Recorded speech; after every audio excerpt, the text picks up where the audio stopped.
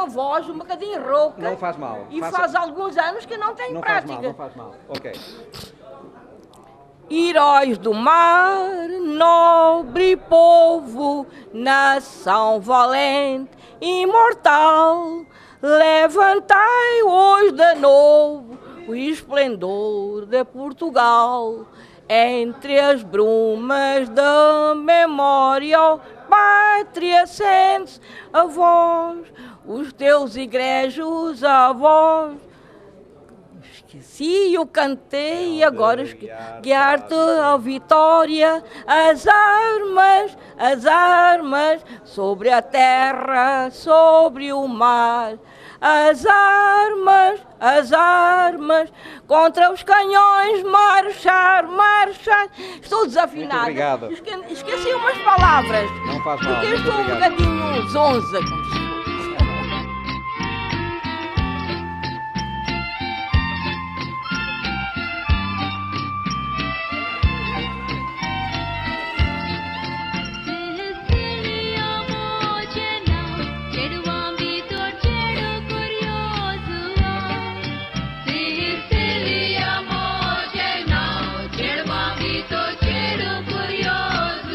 Muita coisa mudou no que diz respeito à presença portuguesa em Goa, desde a invasão indiana em dezembro de 1961 até aos dias de hoje.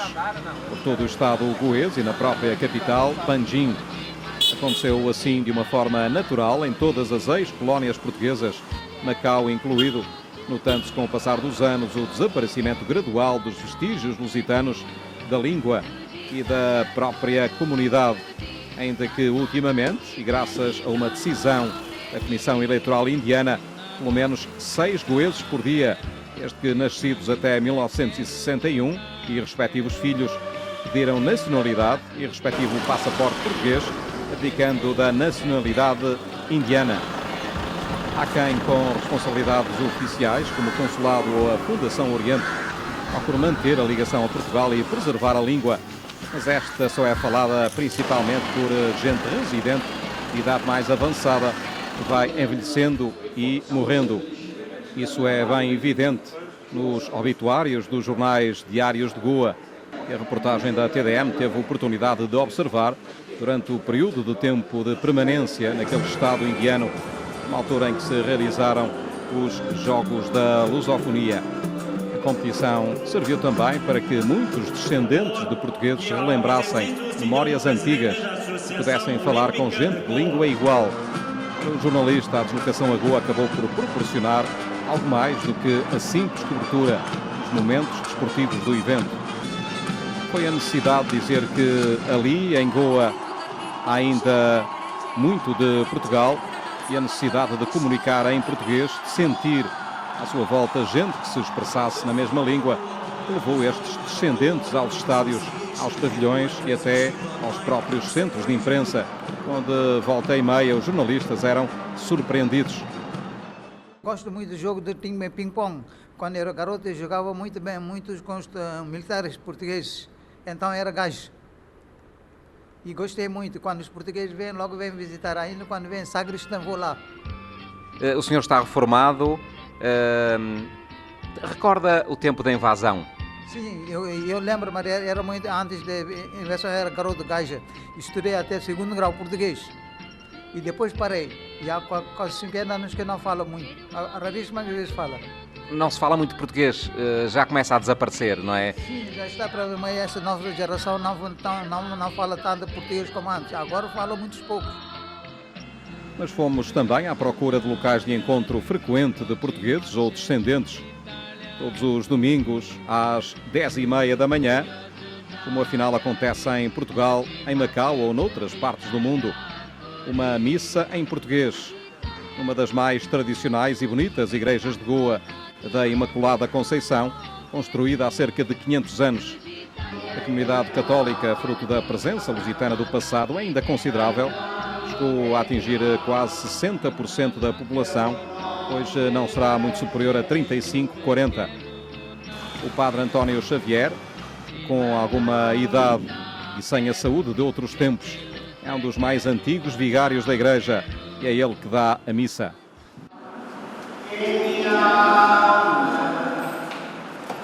meus irmãos de irmãos de Cristo, a leitura de hoje falamos sobre isso. Antes daquilo que eu quero na verdade. No final das orações, vários descendentes e até alguns portugueses de passagem ou com ligações a Goa juntam-se no átrio da igreja para conversar. Foi ali que ficámos a saber algo mais sobre a preservação da língua, dos costumes, da vivência lusa. A cultura goesa é totalmente diferente do resto da Índia, portanto ainda tem cá indícios, não é, da cultura portuguesa, portanto edifícios, arquitetura, igrejas e outros, não é, locais. Portanto mantém-se e esperemos que sim, que não esmoreça.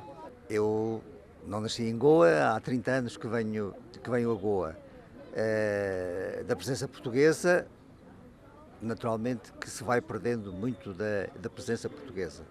Mas apesar disso, persistem dos costumes, dos hábitos, na alimentação, enfim, na imaginária, sobretudo das gentes de Panjim, goeses propriamente ditos, porque Goa está sobretudo habitada por gente que veio da União Indiana para cá. Os goeses naturais de Goa já são cada vez menos. Muitos emigraram, os católicos sobretudo são cada vez menos. Mas a presença portuguesa ainda é forte aqui. Eu costumo dizer que em Goa há muito mais para sentir do que para ver.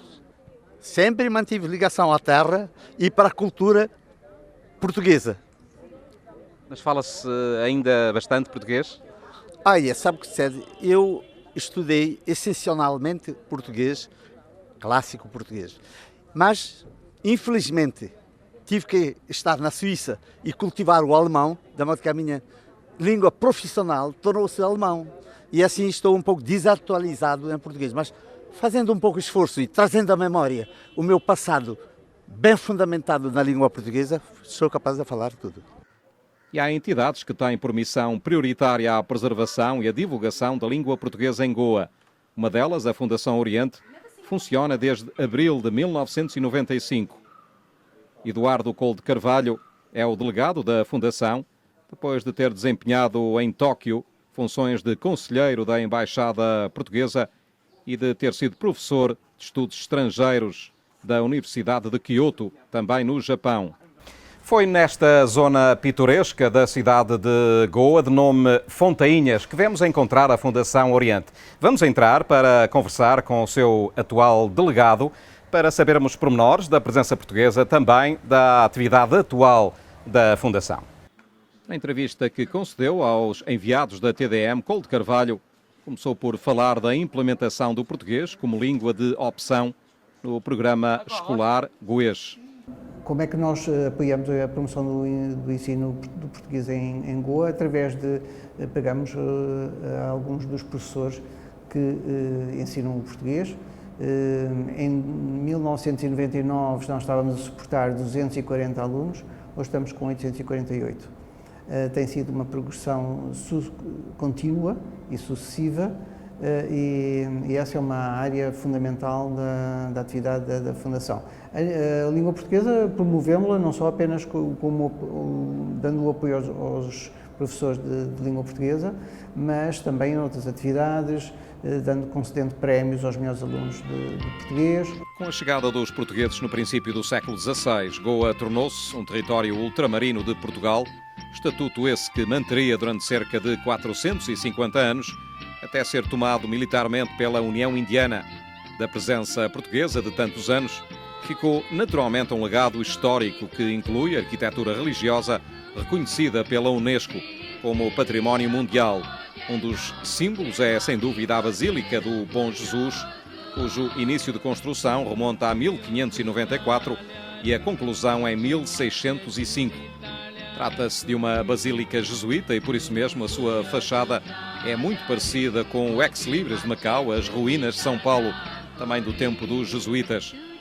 O monumento é visitado diariamente por centenas de pessoas e tem no seu interior duas pequenas estátuas, uma de Santo António e outra de Francisco Xavier, uma delas feita em Vila Nova de Gaia em 1906.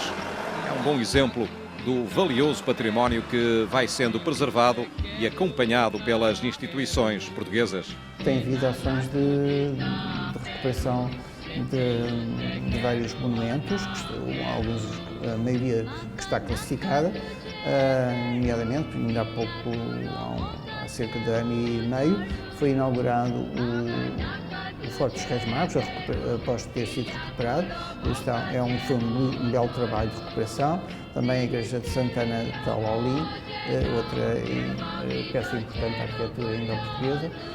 Portanto, nesse aspecto, digamos que vai havendo alguma proteção e, pelo menos, cada vez maior atenção, supomos, das entidades oficiais, quer seja o Governo, quer seja a Igreja.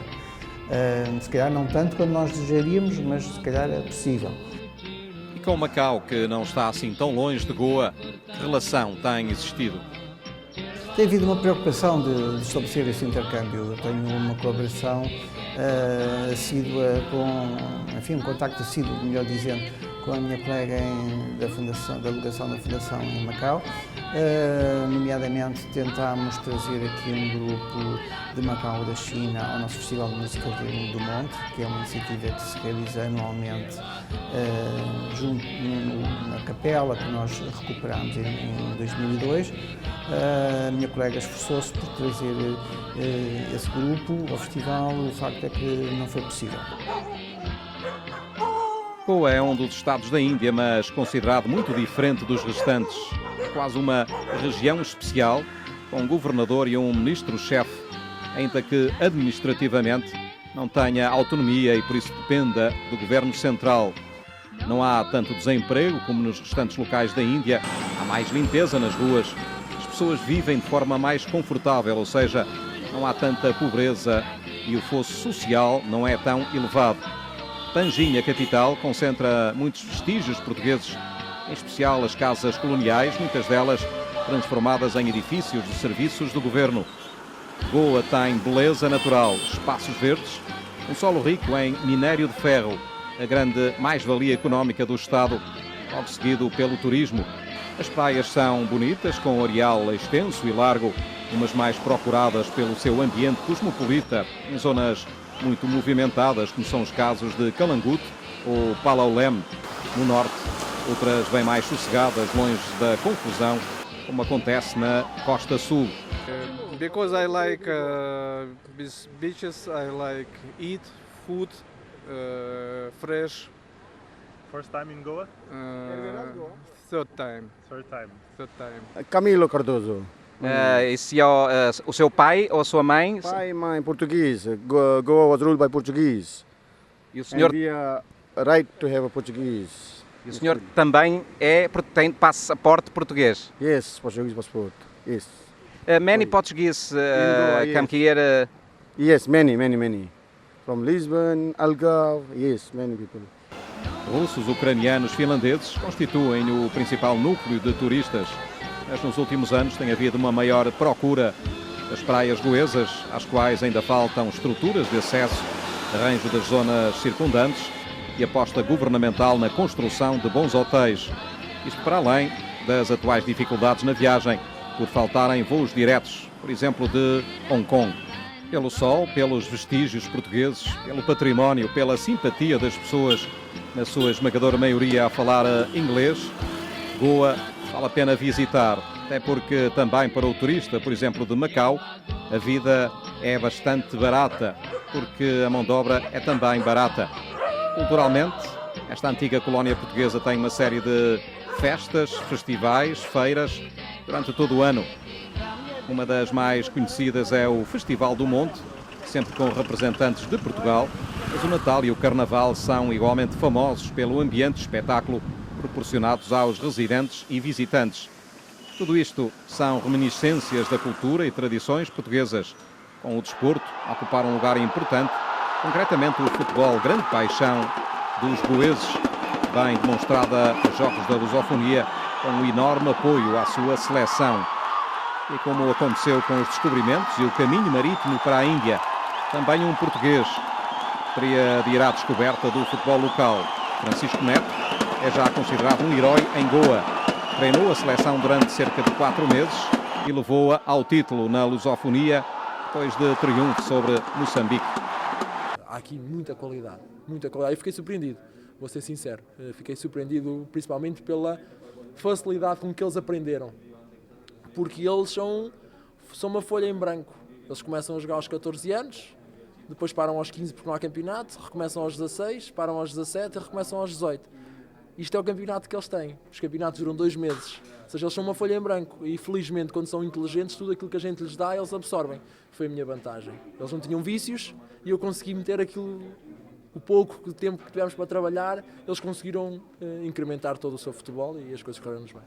Neto poderá, quem sabe, voltar a Goa, estado que vai organizar o Mundial de Futebol de Sub-17 daqui a 3 anos e começa a ter já algumas boas infraestruturas desportivas que os Jogos da Lusofonia ajudaram a criar de raiz ou em termos de remodelação. Há um grande investimento feito, há uma presença física enorme nas ruas da cidade e aqui em toda a província de Goa que é visível.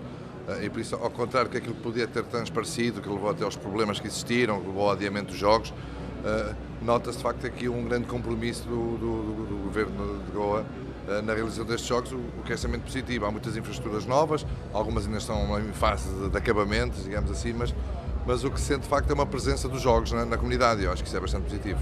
Colocaram-se muitas dúvidas relativamente à capacidade organizativa de Goa. Até se falou de alguns entraves políticos. O balanço é positivo. O governo que estava em poder, que tinha poder na altura que aceitou os Jogos de Lusofonia para Goa, mudou-se. Portanto, com o novo governo, para fazer tudo dentro de 6 ou 7 meses, eu acho que foi um grande esforço e, francamente, eu, pelo menos, estou muito satisfeito com os jogos.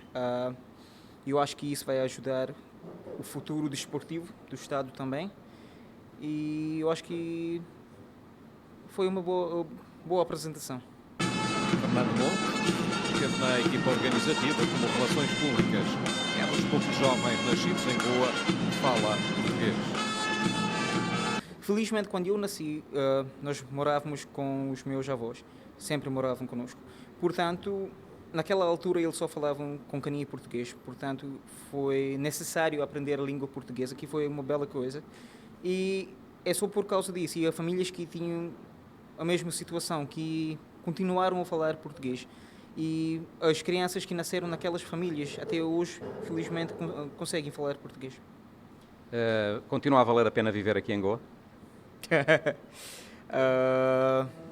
Se nós continuamos a preservar a nossa cultura, eu acho que sim. Mas se não, se as coisas vão piorando, com a entrada dos mais indianos que não fazem parte da nossa cultura, se isso vai aumentando, então talvez depois de mais 10 anos não vale a pena viver cá mais.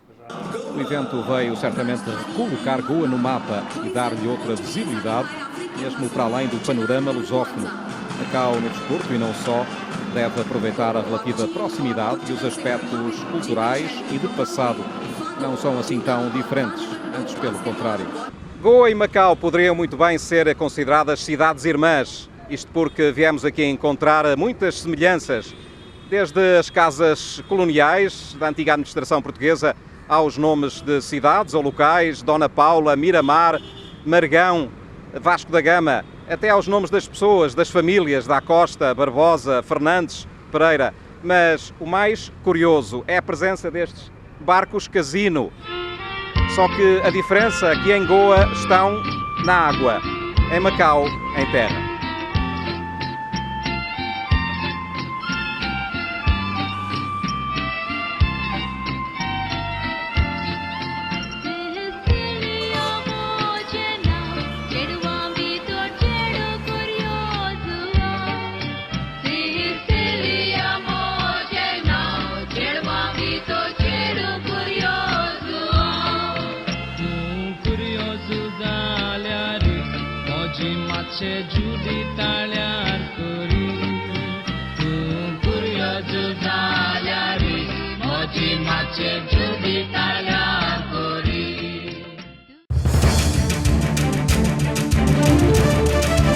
Thank you.